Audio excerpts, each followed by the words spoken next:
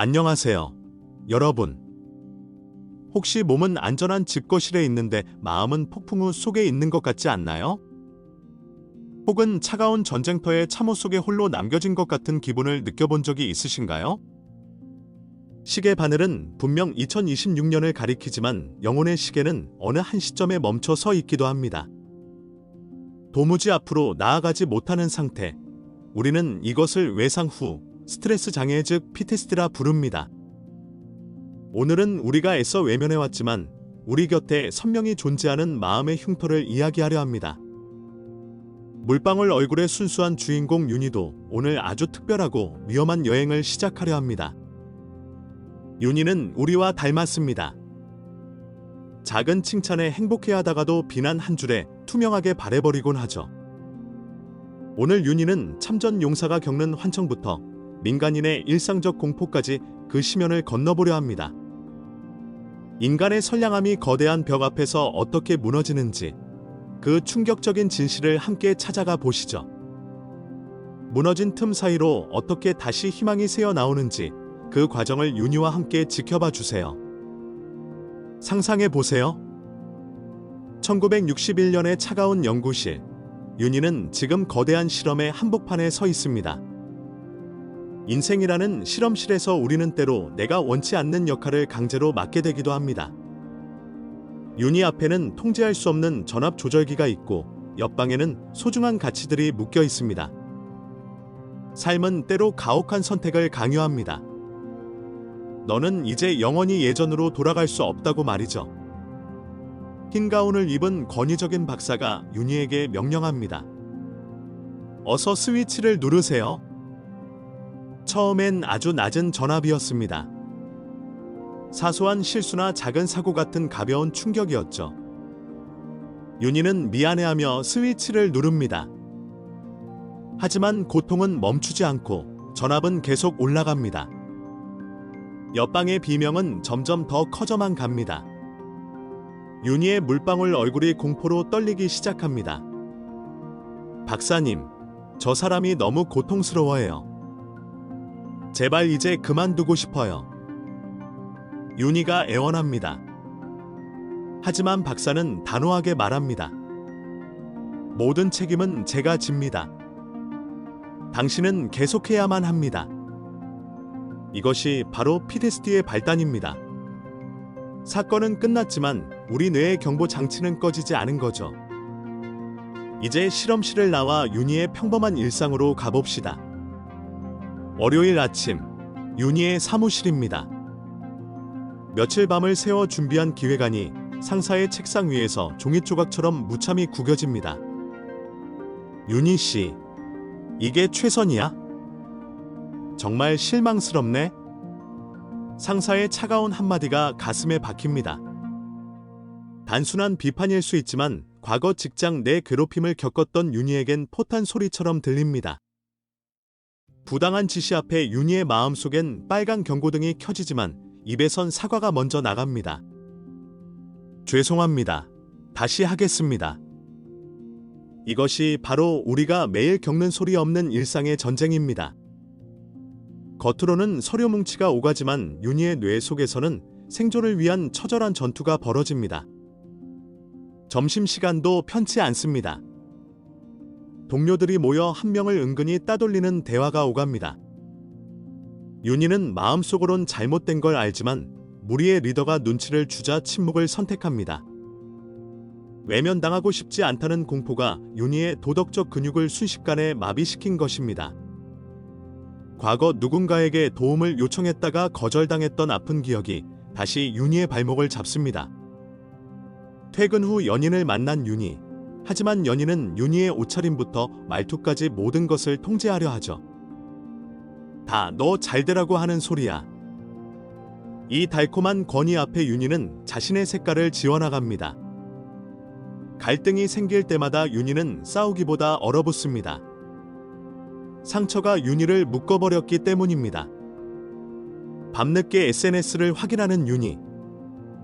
수만 명의 좋아요가 말합니다. 너도 이렇게 살아야 해. 너만 뒤처지고 있어. 라는 환청 속에 윤희는 원치 않는 소비를 하고 행복한 사진을 찍습니다. 보이지 않는 권위에 무릎을 꿇은 거죠. 왜 우리는 이토록 쉽게 과거의 상처에 무너질까요? 심리학은 이를 대리인 상태라고 부릅니다. 내가 주인이 아닌 도구라고 믿는 상태죠. 권위자나 과거 상처의 명령을 수행하는 도구는 더 이상 자신의 행동에 책임을 느끼지 못합니다. 내가 한 게 아니라 시켜서 한 거야 라고 변명하며 무기력의 늪으로 깊이 걸어 들어갑니다. PTSD는 우리를 삶의 주인이 아닌 상처받은 기억의 대리인으로 만들어버리는 무서운 병입니다. 하지만 여러분, 윤희의 물방울 얼굴이 다시 맑아질 수 있는 방법이 반드시 존재합니다. 이제 이 고통의 위기를 회복의 절정으로 바꿀 때입니다.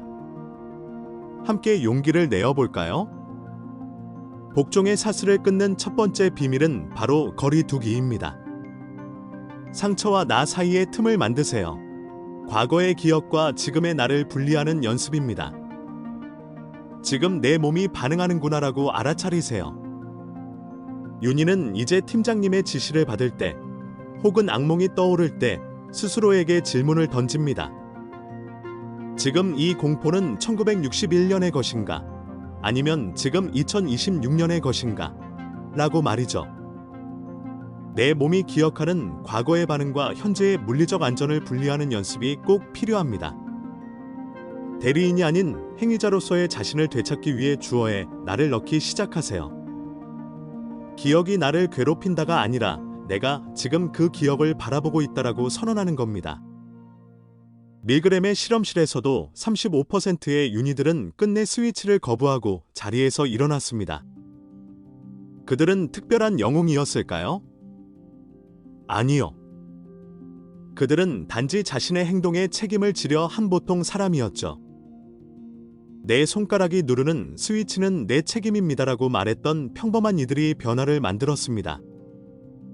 그들은 고립되지 않고 자신의 감각을 믿었습니다. 이제 우리도 그 연습을 시작해 보려 합니다.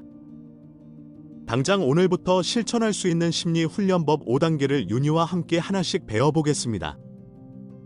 1단계는 불편한 직감에 이름 붙이기입니다. 몸이 보내는 신호에 귀를 기울여야 합니다. 가슴이 답답하거나 손이 떨린다면 그것은 과거의 상처가 보내는 절박한 비상벨입니다. 윤희는 이제 가슴이 답답할 때 중얼거립니다. 내 안에 상처받은 아이가 떨고 있구나. 지금 위험하다고 느끼고 있구나. 하지만 괜찮아. 지금 여기는 아주 안전해라고 달래줍니다. 2단계는 잠시 멈춤의 기술입니다. 즉각적인 대답이나 도망은 복종으로 가는 지름길입니다. 어떤 상황에서도 최소 3초의 여유를 가지세요. 뇌가 판단할 시간을 벌어주는 것이 중요합니다. 상사의 부당한 지시나 갑작스러운 불안이 덮칠 때 잠시 숨을 고르거나 물 한 잔을 마시세요. 뇌의 판단력을 깨우는 그 3초의 시간이 당신을 상처의 도구에서 삶의 주체로 바꿔줍니다. 3단계는 질문 던지기입니다. 권위나 공포는 질문받는 것을 가장 싫어하고 두려워합니다. 이 기억이 지금 나에게 도움을 주는가? 이 결정으로 누가 아픈가? 라고 정중히 물어보세요. 윤희가 질문을 시작하자 무소불위 같던 공포의 권위도 조금씩 논리적인 영역으로 내려옵니다. 4단계는 작은 거절 연습하기입니다. 거절도 근육입니다. 쓰지 않으면 퇴화하고 말죠. 오늘 점심 모두가 짜장면을 외칠 때 윤희는 당당히 말합니다. 저는 볶음밥이 먹고 싶어요. 이 사소한 독립의 경험이 쌓여 나중에 거대한 트라우마의 파도가 덮칠 때 버틸 힘이 됩니다. 나는 이 상처에 다시는 굴복하지 않겠다라고 당당히 말할 수 있는 도덕적 근육이 생깁니다.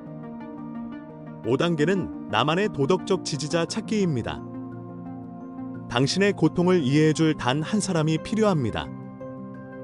밀그램 실험에서도 반대하는 동료가 단 한 명만 있어도 복종률은 급격히 떨어졌습니다.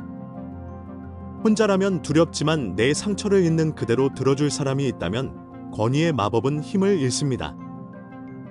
이제 윤희는 사무실에서 그리고 고단한 삶의 현장에서 더 이상 혼자가 아닙니다.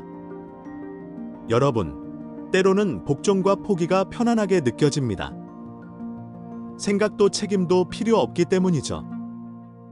하지만 그 가짜 편안함의 끝에는 나라는 존재의 소멸과 깊은 허무만이 남게 됩니다. 윤희가 거울 속 자신의 물방울 얼굴을 어루만집니다. 이제 누군가의 도구가 되지 않겠어.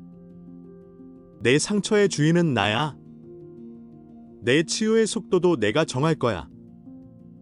윤희의 눈빛이 빛납니다. 진정한 어른이 된다는 건 내 행동과 치유의 무게를 오롯이 내 어깨로 감당하겠다는 선언입니다. 악의 평범성을 넘어 스스로 생각하는 힘을 기르는 것, 그것이 바로 진정한 치유의 시작입니다. 윤희는 이제 남들이 정해준 큰 길 대신 자신이 발견한 작은 오솔길로 발걸음을 옮깁니다. 그 길은 조금 험할 수 있지만 발자국 하나하나마다 윤희만의 소중한 의미가 새겨질 것입니다. 연인과의 관계에서도 친구들 사이에서도 윤희는 이제 침묵하는 방관자가 아닙니다. 소외된 친구의 손을 먼저 잡아주고 자신의 감정을 솔직하게 표현하는 용기를 냅니다. 다수의 권위보다 한 사람의 고통을 더 크게 보는 마음, 그것이 윤희를 가장 윤희답게 만듭니다. 여러분의 인생 스위치는 지금 누가 잡고 있나요? 혹시 과거의 상처에 맡겨두진 않으셨나요? 그 스위치를 다시 가져오세요. 처음엔 뻑뻑하고 무거울지 몰라도 그것은 오직 당신의 것입니다. 단 한 사람의 거부가 전체의 흐름을 바꿀 수 있습니다. 당신이 바로 그 주인공이 될 수 있습니다. 윤희의 물방울 얼굴이 햇살을 받아 반짝입니다. 스스로 결정하는 삶이 주는 찬란한 빛이죠. 마음의 방역을 시작하세요. 권위라는 바이러스가 침투할 때 질문과 의심이라는 백신을 쓰세요. 당신은 명령의 수행자가 아닙니다. 당신은 스스로 가치를 만들어가는 위대한 창조자입니다. 지치고 힘든 날에도 여러분의 맑은 영혼은 언제나 내면에서 빛나고 있다는 사실을 잊지 마세요. 당신이라는 존재 자체가 이미 하나의 위대한 기적이며 세상에 단 하나뿐인 보석입니다. 마지막으로 자신에게 한 번 더 다정하게 말해주세요. 나는 내 삶의 유일한 주인이다. 라고요. 오늘 윤희가 보여준 작은 용기가 여러분의 가슴 속에도 따뜻한 불꽃이 되었기를 바랍니다. 내일 아침 눈을 뜰 때 여러분도 자신의 인생이라는 무대의 당당한 주인공으로 깨어나세요. 끝까지 시청해주셔서 감사합니다. 당신의 매일이 주체적인 기쁨으로 가득하기를 응원합니다. 오늘 밤은 상처받은 자신을 꼭 안아주세요. 당신은 충분히 잘해왔고 살아남았습니다. 편안한 밤 되시길 바랍니다. 내일은 오늘보다 더 맑은 당신을 만날 거예요.